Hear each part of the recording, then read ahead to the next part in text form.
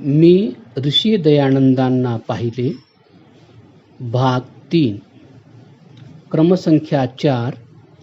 Colonel S.H. Olcott यांचे संस्मरण. आम्ही सहारणपूरला पोहोचलो तेव्हा आर्य समाजी लोकांनी आमचे फळे व मिष्टान्न देऊन भव्य स्वागत केले. आम्हाला आर्य समाजाकडून आमंत्रण देण्यात आले होते. भारतीय प्रथेनुसार आम्हाला जमिनीवर बसवून केळीच्या पानावर वाढलेले जेवण उजव्या हाताने काटे चमचे न वापरता खावे लागले. स्वामीजी दुसऱ्याच दिवशी सहारणपूरला आले. मी आणि मूलजी ठाकरसी त्यांच्या सेवेत हजर झालो. त्यावेळी स्वामीजींनी झाडाच्या आड एका विहिरीवर स्नान केले होते व त्यांनी स्वच्छ वस्त्र धारण केलेले होते. आम्ही एकमेकांशी आदर भावनेने अभिवादन केले. त्यांनी माझा हात आपल्या हातात घेतला व मला एका उघड्या मोकळ्या जागेवर नेले. तेथे एक बाज मागविली. तीवर त्यांनी मला जवळ बसवून घेतले. काही प्राथमिक शिष्टाचारानंतर आम्ही एकमेकांपासून दूर झालो. एका तासानंतर ते अतिथीगृहात आले, जिथे मॅडम ब्लॅवॅट्स्कींशी त्यांचा परिचय केला गेला. त्यानंतर आमची खूप वेळ विचारांची देवाणघेवाण झाली. त्या वेळात त्यांनी निर्वाण, मोक्ष तसेच ईश्वर यावर चर्चा केली. त्यांच्याशी आम्ही असहमत होणे कठीण होते. दुसऱ्या दिवशी सकाळी आम्ही त्यांच्याशी थिओसॉफिकल सोसायटीच्या नवीन नियमावर चर्चा केली. त्यांनी आमच्या सोसायटीचे सदस्य बनण्याचे स्वीकारले. तसेच लिखित रूपाने मला अधिकार दिला की मी त्यांचा कायम सदस्य राहीन. त्यांनी हरिश्चंद्र चिंतामणीला आर्य समाजापासून दूर करण्यासाठीही होकार दिला. त्यांनी आमच्या या विचारांशी सहमती दर्शविली की सोसायटीमध्ये बौद्ध, पारशी, इस्लाम तसेच हिंदू धर्म याविषयीचे पृथक प्रकोष्ठ स्थापन केले पाहिजे. मी या सर्व गोष्टी माझ्या डायरीत त्याच वेळी लिहून ठेवल्या की त्यात कोणत्या चुका होऊ नयेत. हे मानावे लागेल की सुरुवातीला स्वामीजींची विचारधारा उदारतावादी होती. येथून दुसऱ्या दिवशी स्वामीजींसोबत आम्ही रेल्वेने मेरठकडे प्रस्थान केले. रस्त्यात आम्ही स्वामीजींशी निश्चय केला की त्यांनी आम्हाला अशा 3 प्रमाणपत्रांचे ड्राफ्ट बनवून पाठवावे, जे आम्ही आमच्या संस्थेतील उच्चवर्गीय सदस्यांसाठी त्यांची मानसिक तसेच आध्यात्मिक योग्यतेनुसार त्यांना प्रदान करण्यात येतील.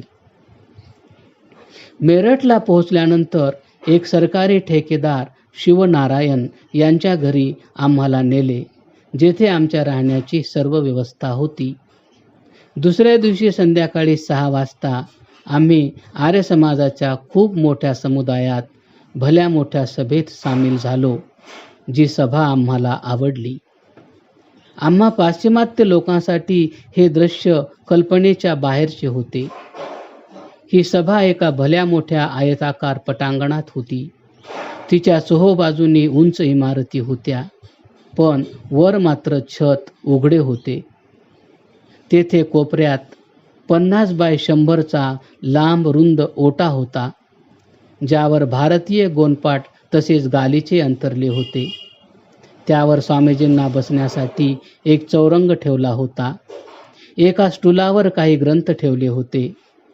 तेथे काही लोड व उश्या ठेवल्या होत्या, ज्याला टेकून स्वामी दयानंद बसले होते. आपल्या प्रशांत कीर्तीनुसार ते सर्व उपस्थितांना प्रभावित करत होते. तसेच श्रोतागणही त्यांच्या तोंडावाटे निघणारा प्रत्येक शब्द शांत चित्ताने उत्सुकतेने ऐकत होते. तेथे फक्त जवळपास किलबिलणाऱ्या पक्ष्यांचाच तेवढा आवाज होत होता.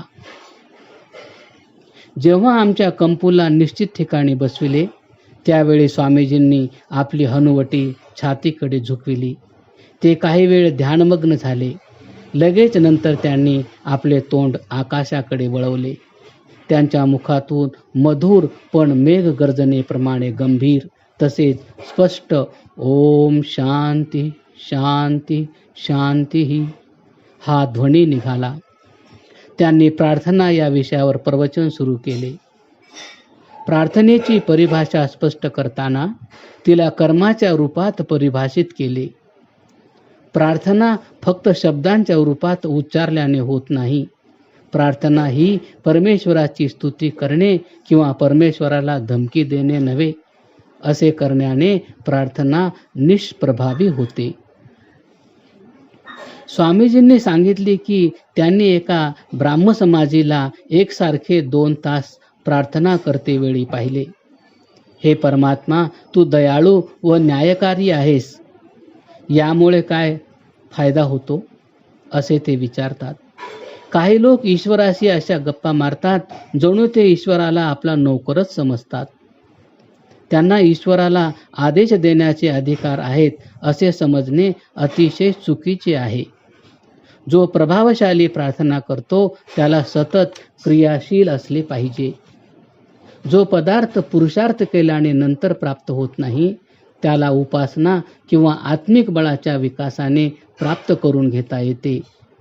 त्यांचे वक्तृत्व चालू होते. जशी पाण्याची धार प्रवाहाच्या दिशेने वाहते.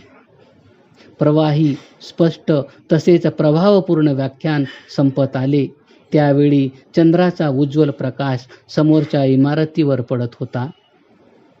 आकाशाचा फिकट निळा रंग झाडाच्या डोक्यावर दिसत होता.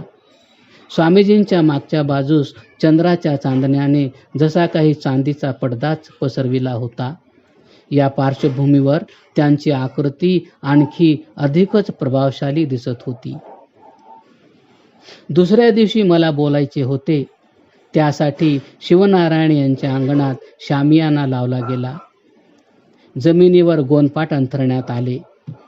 त्यावर धाबळी किंवा भारतीय बनावटीचे काही किमती गालिचे टाकण्यात आले. वक्त्यांसाठी एक टेबल ठेवण्यात आला. युरोपियन लोकांसाठी काही खुर्च्या पण ठेवण्यात आल्या. सर्वसामान्य लोक, ज्यामध्ये स्वामीजीही होते, ते सर्व खाली अंथरुणावर बसले. काही इंग्रज अधिकारीही उपस्थित होते. तसेच गुप्तचरही सभेत येऊन बसला होता. मी मुख्यतः पश्चिम आणि पूर्व यांच्या परस्पर वैचारिक आदानप्रदानामुळे होणाऱ्या लाभांवर सांगत होतो. मूलजींनी त्याचे भाषांतर केले. दुसऱ्या दिवशी स्वामीजींनी आम्हाला आपले तसेच काही उत्तम योग्यांचे ते अनुभव ऐकविले जे त्यांनी जंगलात राहतेवेळी अनुभवले होते. सतत 7 वर्षे कौपीन एवढेच वस्त्र त्यांनी वापरले होते. त्यावेळी जमीन किंवा एखादी शिळा त्यांचे अंथरूण होते. जंगलात जे मिळे तोच त्यांचा आहार होता. त्यांचे हे निसर्गाचे युद्ध इतके झाले की त्यांना सर्दी, गरमी, पाऊस किंवा अग्नीची तीव्रता या कशाचे काहीच वाटत नव्हते. हिंसक जनावरे आणि विषारी साप यांच्यामध्ये ते निर्भयपणे राहत असत. कोणतेही प्राणी त्यांना त्रास देत नसत. एके वेळी एक भुकेले अस्वल त्यांना रस्त्यात भेटले. त्याने आपले पाय उचलले, परंतु स्वामीजींनी अस्वलापुढे आपले हात उचलले व त्याला रस्त्यातून बाजूला जाण्यास सांगितले. तेव्हा ते अस्वल रस्ता सोडून बाजूने निघून गेले. त्यांना अबू पर्वतावर भवानीगिरी नावाचा साधू भेटला.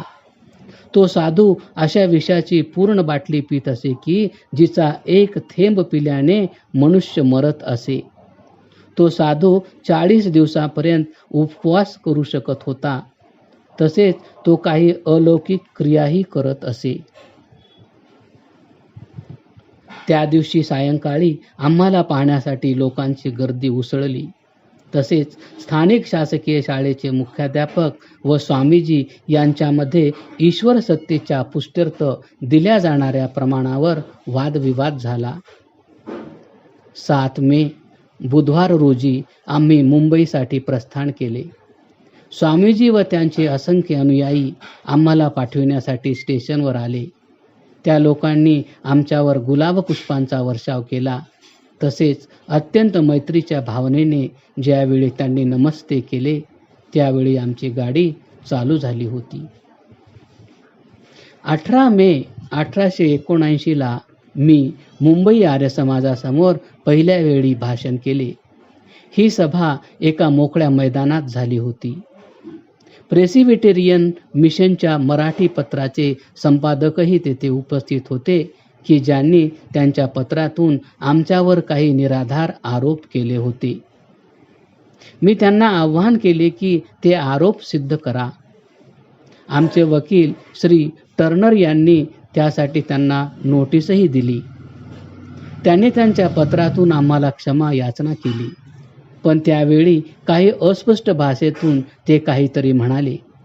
तेव्हा सभेचे अध्यक्ष आत्माराम दळवी त्यांच्यावर एकदम खेकसून बोलले. मॅडमसुद्धा काहीतरी तीक्ष्ण स्वरात म्हणाल्या. त्याबरोबर पादरी उठून निघून गेला. 15 सप्टेंबर 1879ला आम्ही अलाहाबादहून काशीला जाण्यास निघालो. आम्ही त्या दिवशी संध्याकाळचे 4 वाजता बनारस येथे येऊन पोहोचलो. विजयनगरच्या राजाच्या मुंशीने आमची आनंद बागेत राहण्याची व्यवस्था केली होती. तेथे स्वामी दयानंद आमची वाट पाहतच होते. त्यांनी आमचे जोरात स्वागत केले. त्यांनी आमच्या सुखसुविधेबद्दल बरीच चौकशी केली. विषाणे ग्रासल्यामुळे ते यावेळी बरेच अशक्त दिसत होते, पण त्यांचा चेहरा मात्र पूर्वीसारखाच तेजस्वी दिसत होता. महाराजांचे एजंट डॉक्टर लाजरस यांनी आमची राहण्याची संपूर्ण व्यवस्था केली. काशीमध्ये मी बनारस संस्कृत कॉलेजचे प्रिन्सिपाल डॉक्टर थिबो यांना भेटलो, जे प्रोफेसर मॅक्स मुलरचे शिष्य होते. त्यानंतर आम्ही जिल्हा न्यायाधीश श्री वाल यांना भेटण्यासाठी गेलो, ज्यांनी शांतता राखण्यासाठी म्हणून स्वामी दयानंदांच्या भाषणावर बंदी घातली होती. ती हटविण्यासाठी स्वामीजींनी प्रांतीय गृहमंत्र्यापर्यंत प्रयत्न केले होते, त्यामुळे ही बंदी उठविण्यात आली होती. त्याच दिवशी सायंकाळी जेव्हा चंद्र निरभ्र आकाशात प्रकाशाची उधळण करीत होता, तेव्हा आम्ही सर्व खुर्चीवर विराजमान झालो. उपस्थितांमध्ये डॉक्टर थिबो यांच्या व्यतिरिक्त बनारस संस्कृत कॉलेजचे काही पंडितही होते. तसेच याशिवाय बाबू प्रमदादास मित्र, स्वामी दयानंद, श्री रामाराव, स्वामीजींचा शिष्य दामोदर, श्रीमती गार्डन, श्रीमती ब्लॅवॅट्स्की तसेच काही इतर लोकही होते. त्यांची नावे लिहू शकत नाही. त्यावेळी आमचे निवासस्थान हत्तीच्या दाताप्रमाणे चमकत होते. आम्ही त्यावेळी आर्यांची विचारधारा या विषयावर वादविवाद चर्चा करीत होतो. बोलण्याच्या ओघात स्वामी दयानंद म्हणाले की वेदात मूर्तीपूजेचा उल्लेख कोठेच नाही. बाबू रामप्रसाद मित्र तसेच अन्य कट्टरपंथी पौराणिक मूर्तीपूजक होते. त्यांच्या चर्चेमध्ये मूर्तीपूजेविषयी किती मूर्खता व दुराग्रह दिसून येत असेल याचा अंदाज वाचकांनीच लावावा. डॉक्टर थिबो व आम्ही युरोपियन निवासी लोक हा वादविवाद तटस्थ भावनेतून ऐकत होतो. शेवटी काही पंडित उठून निघून गेले. आम्ही आमच्या निवासस्थानी पुन्हा वादविवादात रंगून गेलो. आता जे लोक तेथे होते त्यात श्रीमती ब्लॅवॅट्स्की, श्रीमती गार्डन, डॉक्टर थिबो, स्वामी दयानंद, प्रमदा बाबू, रामाराव, दामोदर तसेच मी. आता योग विषयावर चर्चा चालू झाली. डॉक्टर थिबोंनी योगावर चर्चा करताना मॅडमला विचारले की खरेच योगामध्ये या सिद्धी असू शकतात? त्यांच्या बळावर ते कोणतीही वस्तू, उदाहरणार्थ गुलाबाचे फूल मागवू शकतात? त्यावर मॅडमने काही अस्पष्ट शब्द उच्चारले. आपला हात हवेत उंच फिरविला. आम्हाला दिसले की लोकांवर गुलाब पुष्पांचा वर्षाव होत आहे. थोड्या वेळाने थिबो निघून गेले. मॅडमनी दिव्याला खालीवर फिरवून एक चमत्कार दाखविला. जेव्हा सर्व लोक निघून गेले तेव्हा स्वामी दयानंदांनी मॅडमद्वारा प्रदर्शित चमत्काराची पद्धती व ते कसे केले जातात याची माहिती श्रीमती गार्डनला दिली. माझ्या डायरीत लिहिलेल्या सर्व गोष्टी याचे प्रमाण आहेत. ज्यावेळी ब्लॅवॅट्स्कीद्वारे ही क्रिया दाखविली जात होती तेव्हा स्वामीजी मनःपूर्वक पाहत होते. पण जेव्हा आमच्यात बिनसू लागले तेव्हा स्वामीजींनी आमच्या सोसायटीपासून दूर राहण्याचे ठरविले. ते ह्या चमत्काराच्या विरुद्ध सांगू लागले. मी दृढतापूर्वक सांगू शकतो की पूर्वी त्यांच्या मनात चमत्काराबद्दल जराही शंका किंवा भ्रम नव्हता. 16 डिसेंबर 1879 मी स्वामी दयानंदांच्या उपस्थितीमध्ये श्रीमती गार्डनला थिओ सोसायटीची दीक्षा दिली. स्वामीजींनी त्यांना योगिक शक्ती प्राप्त करण्याचा उपदेश दिला. दुसरे दिवशी मी व श्रीमती गार्डन तसेच स्वामी दयानंद एका बग्गीमध्ये बसून महाराजा विजयनगरम द्वारे संचालित कन्या पाठशाळा पाहण्यासाठी गेलो. डॉक्टर लाजरस यांनी आम्हाला पाठशाळा फिरवून दाखविली. तेथे आम्ही काही प्रतिभाशाली हिंदू कन्या अभ्यास करताना पाहिल्या. स्वामीजींनी त्यांची परीक्षा पण घेतली जी अतिशय वाखाणण्याजोगी होती. आम्हाला त्यांची देवनागरी लिपी खूप आवडली जी लाकडी पाटीवर बोरूच्या कलमाने काळ्या शाईत बुडवून लिहिली होती. दुसऱ्या दिवशी बनारसच्या टाउन हॉलमध्ये माझे भाषण झाले. सभेचे अध्यक्ष काशीचे उच्च वेदांतविद तसेच सन्माननीय बाबू प्रमदादास मिश्र यांनी भूषविले.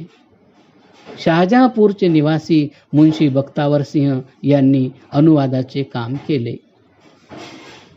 30 ऑगस्ट 1880 आम्ही मेरठला आलो.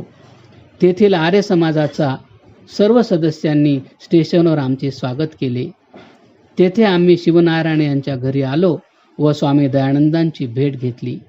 स्वामीजींच्या अनुयायांसमोर आम्ही त्यांच्याशी योग तसेच तज्जन्य सिद्धीवर चर्चा केली.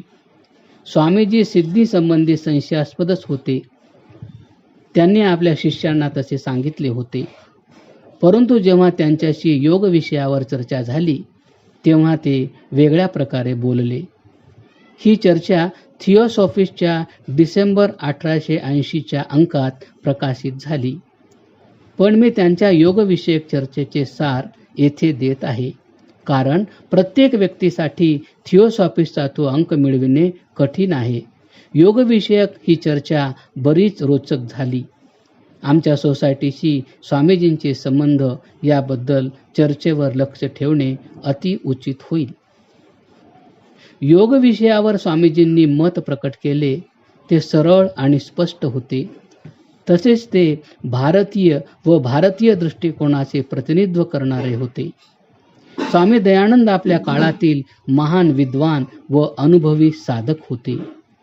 तपस्वी व शक्तिशाली वक्ता तसेच महान देशभक्त होते.